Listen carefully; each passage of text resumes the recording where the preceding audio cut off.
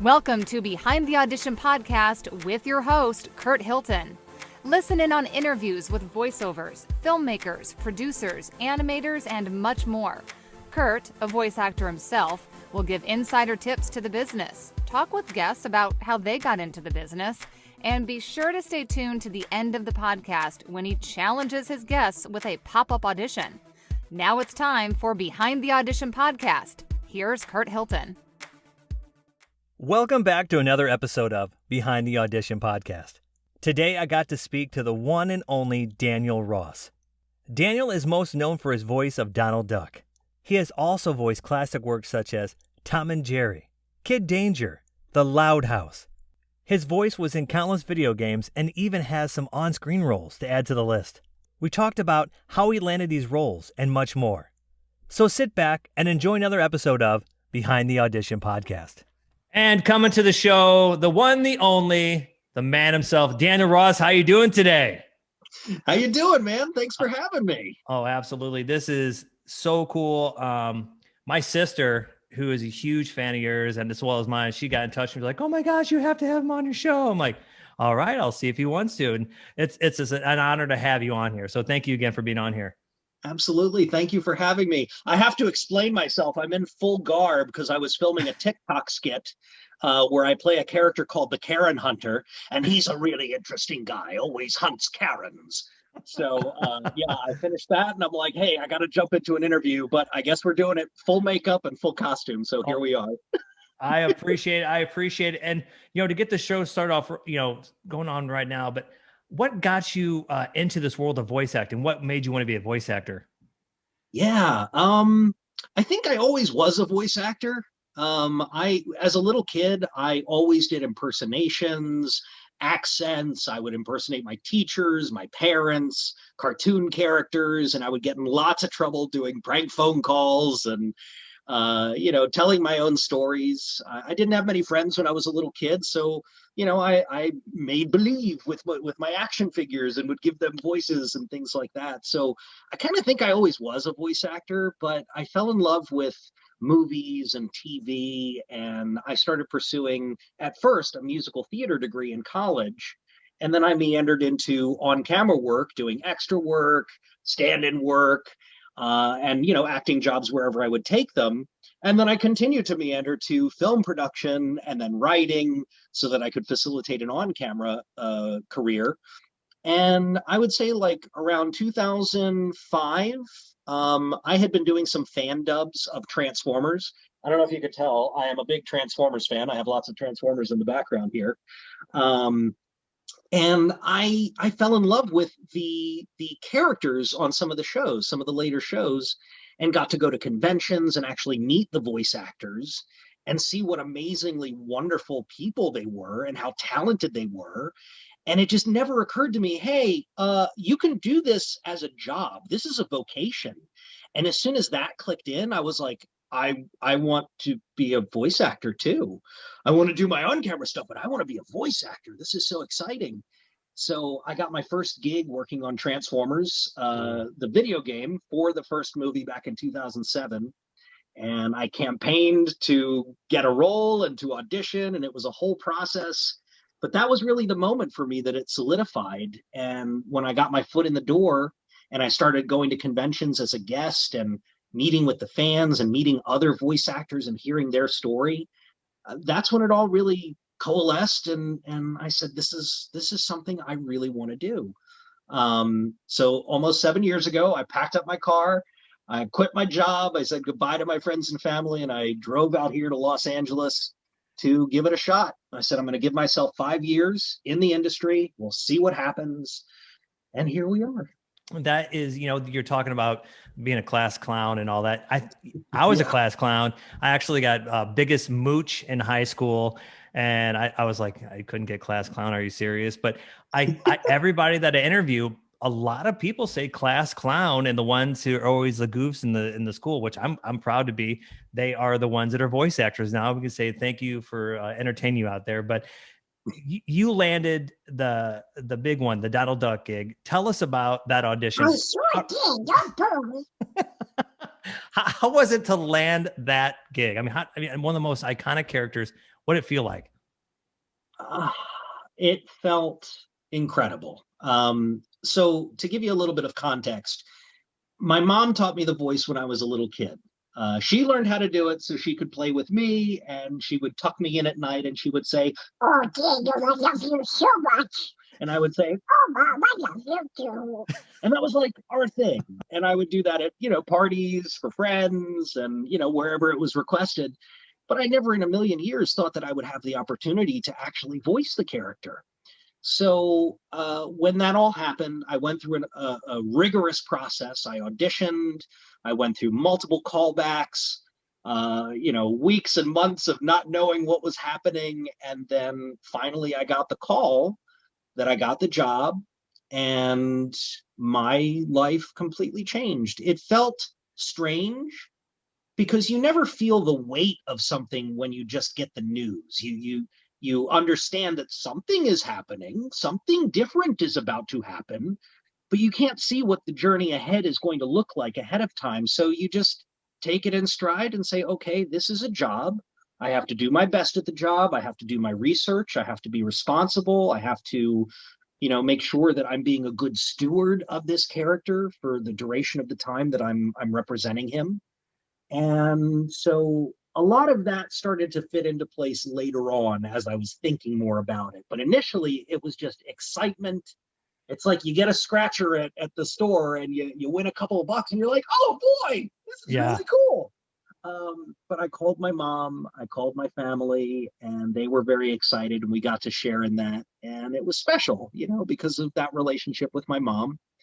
And yeah, that was some classic Disney magic in that moment for me.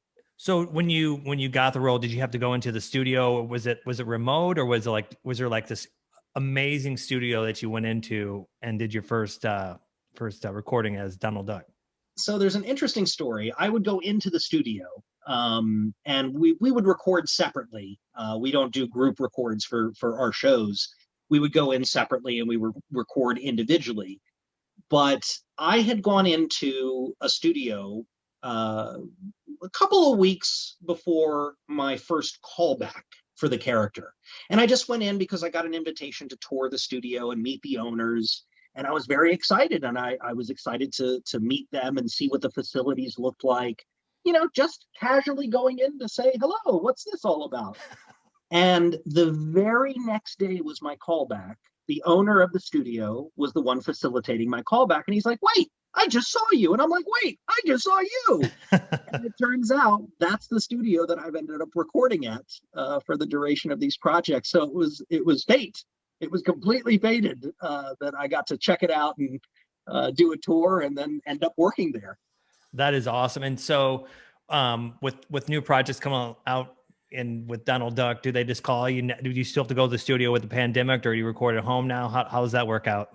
So during this pandemic, the world completely changed. And as a voice actor, I had to shore up my technical skills. I had to make sure that I was able and capable and ready to be able to record at home. And so all of my sessions have been recorded here in my office, in my booth. I've recorded TV shows, dubbed for projects, video games, cartoons, everything, movies, right from here. There was only one instance where I had to go in because the session was just too complicated for me to handle. And fortunately, they took every precaution to make sure that I was safe. But for my own sake, I've chosen to record here. And so far, so good. So far, so good. Well, that's good to hear. And I also saw Tom and Jerry. That's one of my favorites. Yeah. And you got to do something. Tell me about the role with Tom and Jerry. That is exciting. I grew up. My dad. It was funny. I'm 45, so 80s and 70s, like those iconic cartoons. But he'd wake me up on Saturdays. He'd wake me up at 3 a.m. sometimes to watch Little Rascals, because there was nothing like the old school stuff. But Looney Tunes on Saturday. And Tom and Jerry, and he would say these 80s cartoons are nothing compared to, Tom and Jerry and all that stuff. And you got to work with another iconic, franchise. How was that? That's right. Again, absolutely mind blowing. You go into the industry and you say, okay, I've got my bucket list items, and Tom and Jerry is definitely one of those. And I had auditioned for a character named Rutger, who's a little German mouse. They beat him up a little bit, but he loves cheese. So he's this adorable little character. He's a trio of brothers, and I work with an amazing voice actor named Chris Edgerly. And so we play this trio of mice. And yeah, we started in season 3 of the Tom and Jerry show, and we're now into season 5. So yeah, we've been doing 3 seasons of the Tom and Jerry show, and some other things, of course, I can't talk about. But yeah, I play Rutger. I play Dave, who's like Igor, who works for this mad doctor and scientist. Yes, master. Let's enjoy the menacing. So I play him, and I play a bunch of smaller characters. So I get used a lot as a utility player on those episodes and for other episodes. So yeah, I love those opportunities because I get to play a bunch of different characters, and to have my footprint, my voice print on this show is just amazing. Just amazing. That is awesome. And with you're talking about video games, I believe I saw Worlds of Warcraft and some other games. I've been doing a lot of commercial, and I've been doing a little indie video games. How is it working on that? I mean, like these big time video games, what's it like auditioning for some of those roles?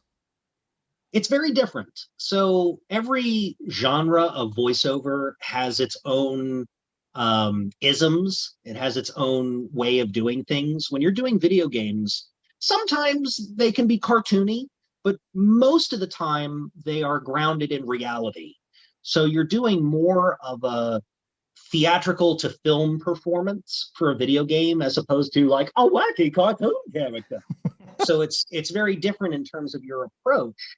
And when I do video games, I really lean into my on-camera, days and skills. So it requires a different thought process. It requires a different cadence, a different tone, different timing, different research into the characters.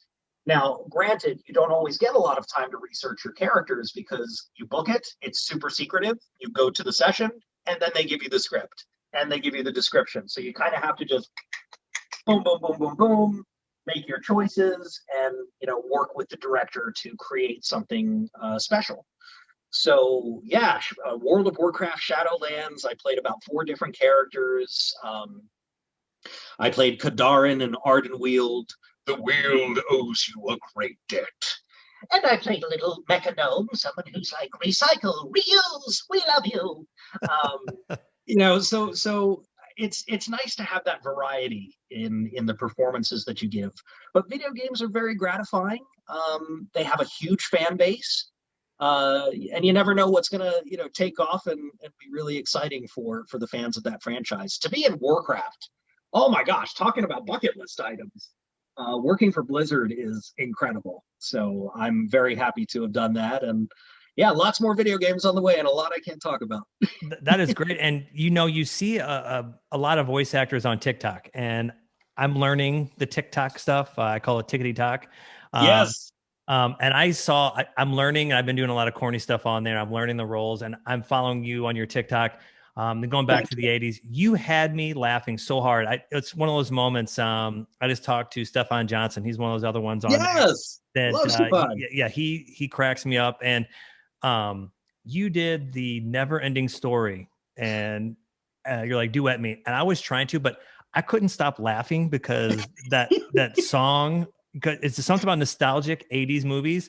But if you're not around anybody, you're jamming it. You know what I mean? So that's right. I went for the classic 80s video, with the mullet haircut and the hairspray. And yeah, I was hoping more people would duet the other part so it could be like the full music video. I got something planned.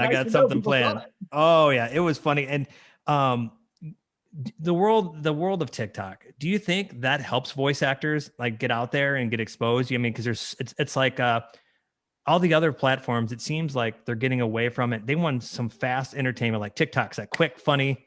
You don't like it, they scroll. And I think TikTok, I see more and more voice actors on you. Do you think it's a good way to expose yourself on there? Absolutely. I think if we're getting into technical terms, I think the algorithm is very generous. you have an opportunity through hard work to build a following. And realistically, YouTube has been good for that for many people for many years. I never really had the idea that I was going to be a content creator. I was more focused on my craft and focusing on the business. So the idea of like doing skits and other things just for giggles, I just didn't want to do it, and I didn't want to put myself out there in that respect. Because I never got into this to say, oh, I want to be famous. I want people to know who I am. I just want to practice my craft. Right.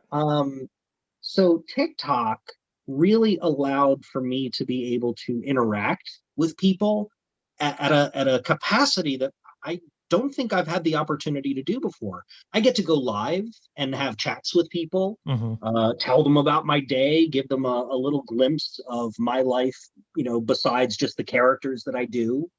And get a sense of who I am as an individual. And I think that's really important. People look for authenticity. And I think TikTok allows for that. You have a platform to be funny. You have a platform to, do a dance, or create some skits. And I've really enjoyed, especially during this pandemic, when I've had plenty of time to myself, an opportunity to, unleash some creative energy and also make some people laugh, because boy, do we need it. Boy, do we need it. Absolutely. So to have that opportunity, to have that platform, to have something that allows me to build an audience and spread some joy, I've got no complaints. I love it. I really do. That's awesome. And I told Stefan the same thing. I can tell you, I think it's great. And I appreciate you guys doing that, because like you said, it gets us through the day. And then mentally, sometimes when you have those days where you just like, you're burnt out or whatever, you get on there and you just laugh and you kind of connect with other people on there, and you feel like you meet new friends and, kind of have fun with one another. And the voice acting world, everybody gets along. And I think it's a really cool about the voice acting world. There seems everybody gets along, and I really enjoy that. So I agree with that. And I'll just say, one of the reasons I got into voice acting is because I love voice actors as people.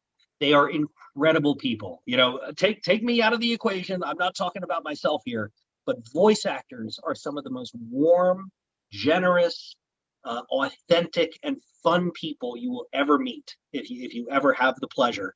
And some of my dearest friends are voice actors, and my idols are voice actors, and I just love the community that I'm in and the people that I get to work and play with. It's really astounding, and just one of the reasons I love what I do. That's all. Who is somebody that you met that you've always wanted to meet as a voice actor? Did you get to meet some really cool people? Oh, yes. I mean, look, I've gotten to work with Bill Farmer, Jim Cummings, Frank Welker, Tress MacNeille, Debbie Derryberry, E.G. Daly, David Sobolov, David Kay, Ian Corlett, Eric Bauza. I mean, I could literally go on and on and on. It blows my mind that I get to call these people my peers and colleagues. And when I see them at a studio, we have a chat. And I walk away from those chats grinning from ear to ear, like, I just had a conversation with Yakko Warner. I just had a conversation with Apu from Aladdin. I just had a conversation with Jimmy Neutron. That kind of stuff is just magic to me. Wow. And so I love the people. I love the environment, and the community is really wonderful. That is awesome. And so on screen, do you like to do some on screen? Like, do you like Yes. do you enjoy that as well? I mean, I do. All the makeup I'm wearing right now tells you, yes, I do. Do you prefer, what do you prefer more, voice acting or on screen? It's a different thing. It's like, do I go to McDonald's tonight or do I go to Wendy's? What do I want? I'm going to enjoy both of whatever I get, but what is it that I really want? I love on camera. I love, as a performer, as a creator and an actor, I love the ability to stir emotion in others, whether that be positive or negative. Playing bad guys is always fun, but I love being able to stir emotion in other people and teach lessons through those emotions. To be a chameleon myself, to be able to step into roles and have people say, wait, is that Daniel? Whoa. Like, that gives me so much satisfaction. So when people say, you're the voice of Donald Duck and Lucky the Leprechaun and Starscream, I didn't know that was all one person. that just tickles me to pieces because gotcha. Yeah. Yeah. So I love them both for very different reasons. I miss theater. I haven't had many opportunities to do that. Most of my emphasis these days has been on voiceover. And, in the environment here in Los Angeles, when I moved here, I made the decision that I was only going to focus on voiceover because I realized if I try to focus on everything, I may accomplish nothing. So let me focus on one thing. Let me do it really well. Let me learn everything there is to learn about it. And let's see what I can do. So last year during 2020, I was going to try to focus again on camera, but obviously the world had different plans. So whenever we come back, I'm hopeful that I'll be able to get another agent, manager, and start doing some on-camera stuff. That is awesome. And for those getting into this world of voice acting, for some beginners, what advice would you give to them? Because there seems to be a whole bunch of them out there, and there seems that want to do this seriously, and there's some that think it's just fast money, which they need to understand. Some that need to understand you need thick skin because you have to have thick skin or you're not going to make it a week. What advice would you give to them getting into this business? If you want to be famous, don't get into this industry. If you want to be rich, don't get into this industry. It's so fickle, and there is no guaranteed success. The only thing you can do is steel yourself from the downsides of rejection, because it's going to be a lot of rejection. I audition on average probably about 400 auditions per year. I will book probably less than 1% of that. Wow. So, the majority of the time you're just kind of screaming out into the void and hoping that something will happen. It's like sitting in front of sitting at a casino in front of the slot machine, and you're just pulling the lever, feeding it money, but eventually it might pay out a little bit, or you might hit the jackpot. Right. But that's the thing, it's a gamble. And the only thing that you can do is be the best performer that you can be knowledgeable of the different avenues that you might be able to work in, be a good person. You want to network with people, and you can't ask everybody for things. You have to make genuine relationships with people. So there's a lot more to it than just making a funny voice or, hey, I've got a great voice. What I would highly suggest for anybody interested in getting started is study acting. Study acting first and foremost, mostly because, once again, you're not just doing a funny voice, you're creating a character. So there needs to be a whole story behind it. You need to be able to understand the mechanisms to tell that story. And then, of course, improvisation is really important. Learning how to think on your feet, especially for comedic timing. I can't tell you how many times I've been in a session and maybe the writers aren't sure about a certain line and they say, hey, Daniel, what do you think? And then I just blurt something out and that ends up in the episode. So it's up to me as a professional to be able to give them that option, to be able to say, here's what I think we should do. Because if it comes to me and I say, I don't know, whatever you guys want to do, I'm offering no value to them and they'll remember that. So acting, basics and fundamentals of acting, improvisation, absolutely crucial. Understanding your instrument, knowing what your capabilities are.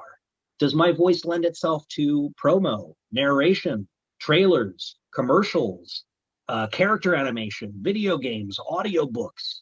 What is it that my voice is going to do the best out in the world? What do I think I can actually get some traction and make money doing? All of those things are important questions to ask yourself. And then I'd also suggest check out D. Bradley Baker's website, one of the most prolific voice actors in the industry. Check out his website, iwanttobeavoiceactor.com. Wow. Amazing resource for anybody who's just starting, intermediate, advanced, all the way through. He created that website to answer that very question of, I'd like to be a voice actor. What do I do? So please do check that out. That is awesome advice. I just finished Matthew McConaughey's book, Green Lights. I don't know if you had a chance to read that. All right. Oh, that book was so good. And I had to stop a couple times. He said the same thing that you say about learn how to, you have to know how to act. And I've heard so many times voice actors tell me, you got to know how to act first. You got to have thick skin. You got to study your character. And I was taught record, walk away, come back in and listen again. And you'll find out that it really wasn't that good because you're in a rush.